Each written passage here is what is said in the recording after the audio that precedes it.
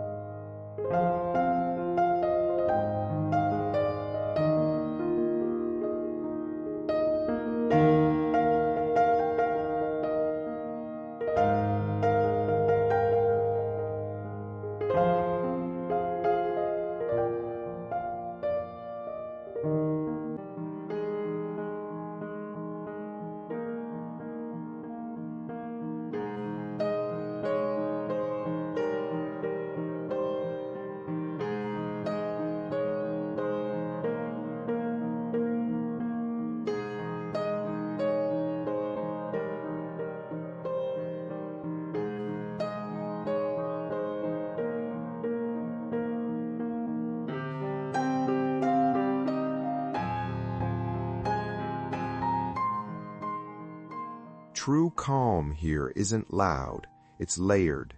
Deep red roses that ground the heart, lilac spires that lift the spirit, soft golden blooms that warm the soul, pink peonies that whisper joy, all held gently by white and green, the quiet between breaths, no gaps, no noise, just enough color, enough leaf, enough calm to let your mind settle.